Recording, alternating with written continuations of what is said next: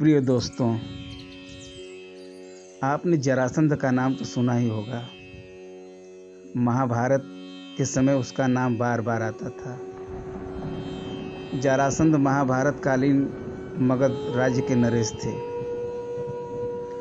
वह मथुरा के नरेश कंस के ससुर एवं परम मित्र थे। उनकी दोनों पुत्रियों अस्ति और प्राप्ति का विवाह कंस से हुआ था। भगवान श्री कृष्ण से कंस के वध का प्रतिशोध लेने के लिए उन्होंने 17 बार मथुरा पर चढ़ाई की, लेकिन जिसके कारण भगवान श्री कृष्ण को मथुरा छोड़कर जाना पड़ा और फिर वो द्वारिका जा बसे। माना जाता है कि तभी से उनका नाम रणछोड़ कहलाया। कहा जाता है कि जरासंध के पिता मगध नरेश बृहद्रथ थे और उनकी 2 रानियां थीं। वह दोनों से एक एक संतान चाहते थे। बहुत समय व्यतीत हो गए और वो बूढ़े हो चले थे, लेकिन उनकी कोई संतान नहीं हुई। तब एक बार उन्होंने सुना कि उनके राज्य में ऋषि चंड कौशिक पधारे हुए हैं और वे एक आम के वृक्ष के नीचे विराजमान हैं। यह सुनते ही राजा बृहद्रथ आशापूर्ण होकर ऋषि से मिलने चल दिए। उन्होंने ऋषि के पास पहुंचकर ऋषि को अपना दुखड़ा कह सुनाया। राजा का वृत्तांत सुनकर ऋषि को दया आ गई और उन्होंने नरेश को एक आम दिया और कहा कि इसे अपनी रानी को खिला देना। चूँकि उनकी 2 पत्नियां थीं और वे दोनों से एक समान ही प्रेम करते थे, इसलिए उन्होंने उस आम के बराबर बराबर टुकड़े करके दोनों रानियों को खिला दिया। इससे दोनों रानियों को आधे आधे पुत्र हुए। भय के मारे उन्होंने उन दोनों को टुकड़ों को वन में फेंकवा दिया।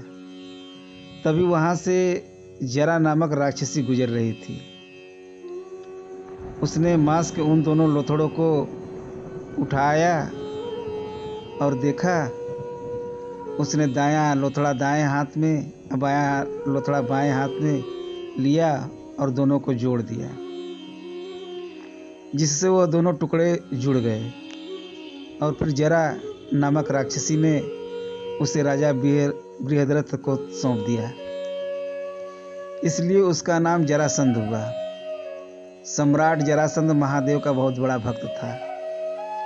उसकी बहन का नाम शशिरेखा था, जो कि धृष्टद्युम्न से प्रेम करती थी, परंतु उसके भाई जरासंध ने उसकी शादी कौरव से कराने का प्रयास किया, पर शशिरेखा की जिद की वजह से धृष्टद्युम्न से विवाह संपन्न हुआ।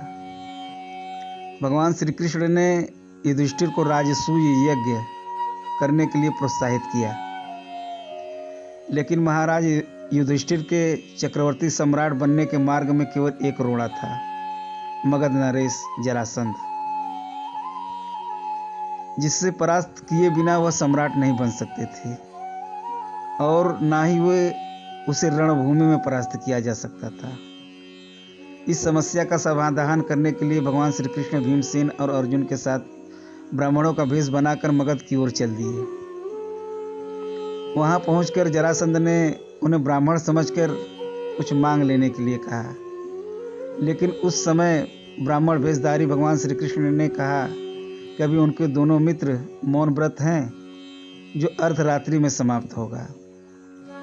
तब जरासंध ने अर्धरात्रि में आने का वचन दिया और उन्हें ब्राह्मण कक्ष में ठहराया। तब अर्धरात्रि में वह आया, लेकिन उसे उन तीनों पर कुछ संदेह हुआ कि ये ब्राह्मण नहीं हैं, क्योंकि वे शरीर से क्षत्रिय जैसे लग रहे थे। उसने अपने संदेह को प्रकट किया और उनको उनके वास्तविक रूप में आने को कहा एवं उन्हें पहचान लिया।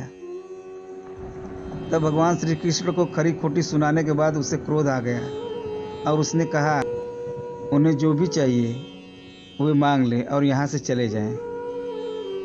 तब श्री कृष्ण ने ब्राह्मण वेश में ही जरासंध को मल्ल युद्ध करने के लिए कहा और फिर अपना वास्तविक परिचय दिया। जरासंध एक वीर योद्धा था, इसीलिए उसने मल्ल युद्ध के लिए भीम को ही चुना। अगले दिन उसने भीम के साथ मल्लभूमि में मल्ल युद्ध किया। यह युद्ध लगभग 28 दिनों तक चलता रहा, लेकिन जितनी बार भीमसेन उसके 2 टुकड़े करते वह फिर से जुड़ जाता। इस पर श्री कृष्ण ने घास की एक डंडी की सहायता से भीम की ओर इशारा किया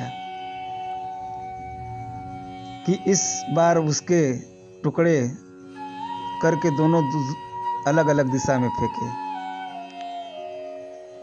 तब भीम ने वैसा ही किया और इस प्रकार से वह जरासंध को हरा पाए और जरासंध का वध हुआ। मेरे प्रिय दोस्तों, आपको यह वीडियो कैसी लगी? कृपया कमेंट बॉक्स में अपनी राय आप अवश्य दें और हो सके तो मेरे इस चैनल को लाइक, शेयर और सब्सक्राइब अवश्य कर दें। जय श्री कृष्ण।